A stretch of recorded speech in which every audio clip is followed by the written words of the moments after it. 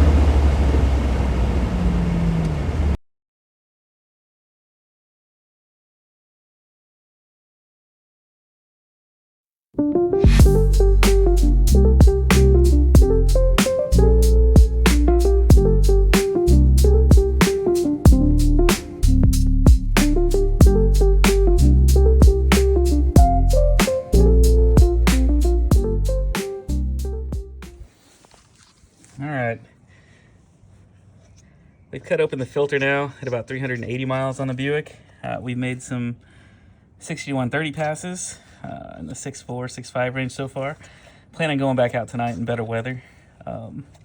Anyway, luckily this filter looks good. There's just nothing in any of these pleats. There's nothing in the bottom of the filter. And so I think we're pretty good to go.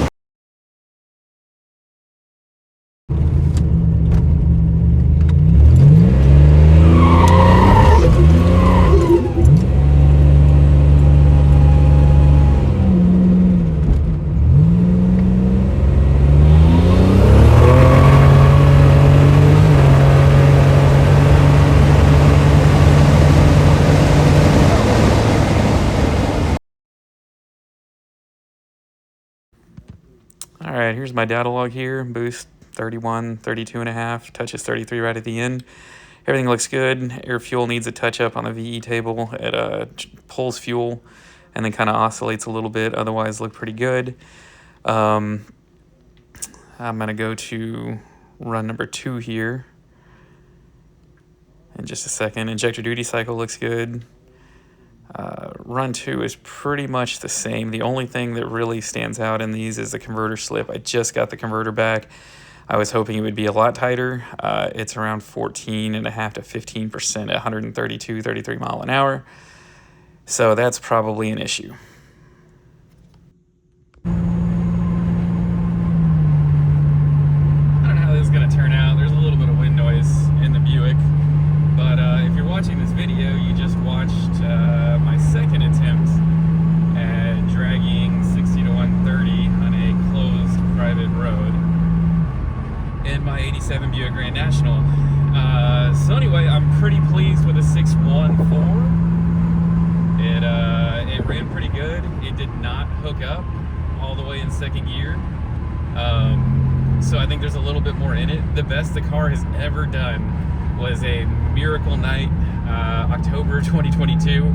It's sad that I remember that so well, because I just got back from the Buick Ford shootout and had gone 645 and like 3,700 foot DA, but it was dry. You can make up for the altitude with boost, and the dry air really helped, and so it was still pretty quick up there. Had it been 75-80% humidity like it is down here a lot, it probably wouldn't have gone that fast. But as soon as I got back to Houston, there was a cold front that came through, an early front, dropped it into the 50s, dropped the humidity way down, and it went 588 and 594. I think you can find the videos on my page here somewhere.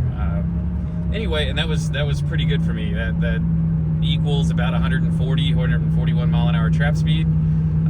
That's where I'd love to be, but I'd love to be there in normal weather and not unicorn air. But it is what it is.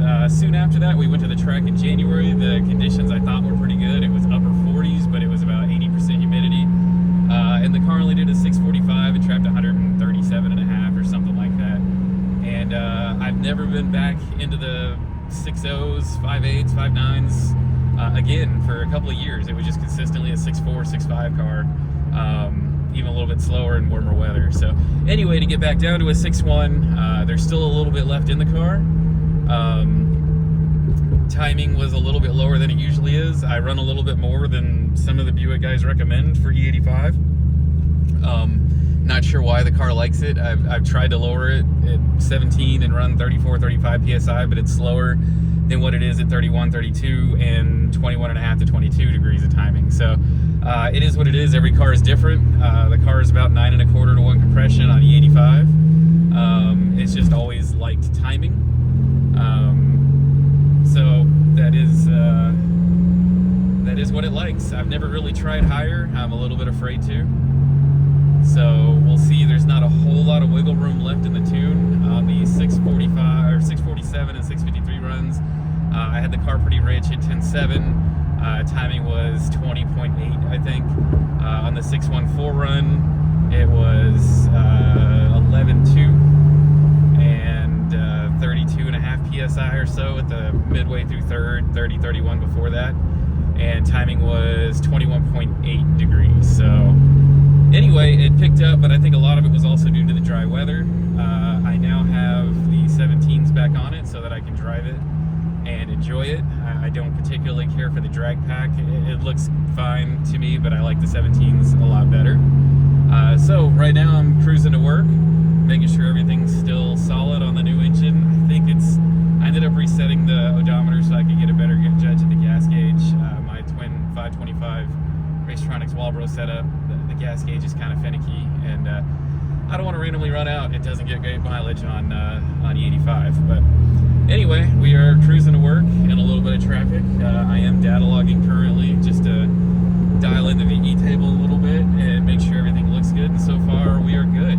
We're going to be ready, hopefully, for the Bowling Green Buick Nationals in late April. And hopefully we can run a new best up there if the weather cooperates. We'll see what happens. I think we're going to be taking the Turbo Trans Am, my good friend Daniel, 4th Gen Farm on YouTube. You should look him up if you like 4th Gen Fbodies. He's got a lot of really good content. But he's going to trailer the Turbo Trans Am up, and I'm going to trailer my grandnational up. So we're going to have 2 cars up there. I think we're just going to probably run that car in Turbo Pro bracket. That way I can watch it run, take videos, look at the data logs, and not interfere with myself running in THS. If we run at the same time, then just feel like things can get a little bit out of hand. Miss something that might have happened, vacuum line pops off, or wideband sensor goes bad and I don't catch it. So anyway, that's kind of the update. It's a beautiful morning here. It's like 37, 38 degrees. It looks like it's going to be the last cold morning that we get for the year down here in Texas, at least southeast Texas. It's been warm already multiple times this winter. It's been a pretty short draggy season. I haven't even done anything with the GTO. You'll see the update, or I guess for you guys it would be an introduction video of me installing some DSS axles that got interrupted because I didn't have the correct bolts. But anyway, I'll release that video probably after this one. So thanks a lot, guys, for watching. Like and subscribe. I plan on putting up more Buick content.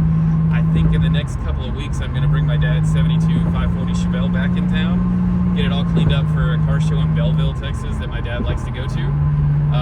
They live on a dirt road, so it's really hard to get it into town, clean it, and get it ready for the car show. So I'm going to bring it into town, probably drop my Buick off up there, and maybe we'll do a draggy run on that. The best it's done, I think, is like a 12.3 or 4 at 119 and a half. Ended up having a burn spark plug wire. It feels a lot better now. I'm hoping it can do 122, 123, which on a good track would let me do a high 10. It's a really mild 540 setup, but it drives really nice. It's a beautiful car, and I look forward to bringing it into town for a little bit. So I'll catch you guys next time. Thanks.